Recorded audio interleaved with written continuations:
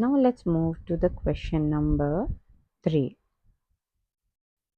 So in the question number 3, the part A, they're giving us a value and we have to find the range of values of Z. At first what we can see is the first case whether Z can be 0 or not.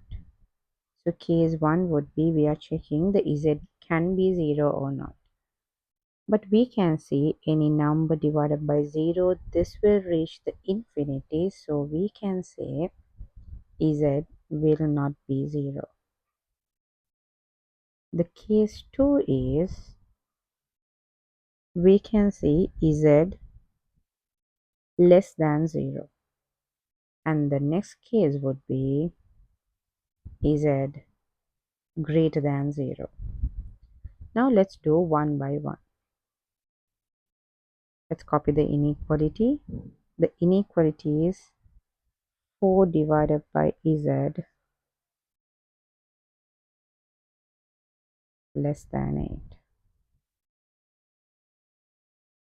8. Okay. The very first case, when the Z being positive, let's start with the positives. Z greater than 0. In this one we know here we can send the Z to this side. So 4 divided by 8. So Z will be greater than half. So we can see Z being positive and Z will be greater than the half. When we are combining both the inequalities, we can get the conclusion when it is positive, the requirement of Z and the range of Z is Z being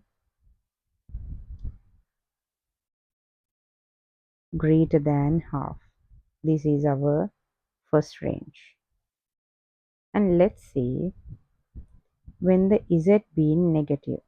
So here in the inequalities, to get the positives and negatives, the main reason is when we are going to the negative numbers, the sign changes. So this one initially was like that, but whenever we are sending the Z to the other side with the multiplication, this will no longer be this one, so it will be twisted to this side. So we can see Z will be less than half. Now in the second case of Z being negatives, we got Z should be less than half as well. So Z is less than half and Z being less than 0. So both the cases would satisfy Z being less than 0. So in the range of values, what we can get at the final answer would be Z being negative or Z is greater than half. So this is the range that we have for this value. So this is the range of data for Z 4 divided by Z less than 8. So these two are the answers which will give us the 2 marks. This is the first question. Now let's move to the second question of the graph. Let me erase this for now.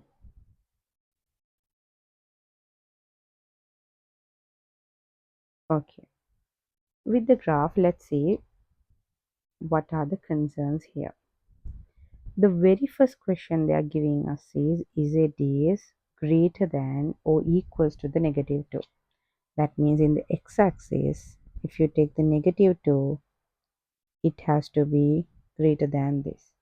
So we can disregard the remaining portion since we have to say this is x is greater than negative 2.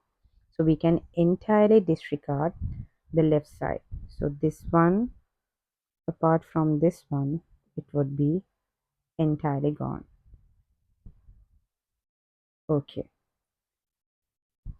Now the other question says the x plus 5. So let's try to identify the curve. So x plus 5. So we can see here the point should be 5. So here the gradient would be x plus 5 equation.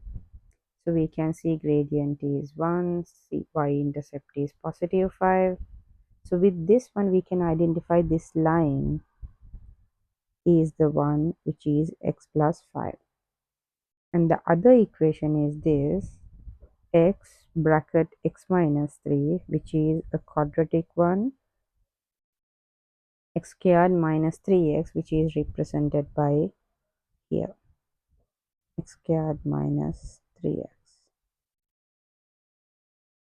Now what we have to pick is we have to pick the range where this expression, which is this graph, would be higher than this. Now in the range where it is higher would be, let me highlight it, where the curve will be top positions would be in this range and this range.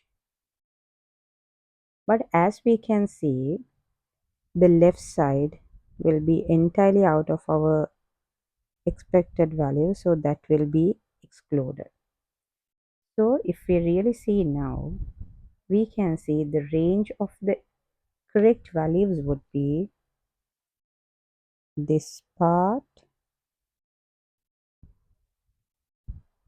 this section, and this part. So let me make it a big. So it should be this range, since the curve will be higher, and this range. So this is the area which satisfies both the equations. That's how we identify the range in this question, which grabs us 3 marks. Thank you.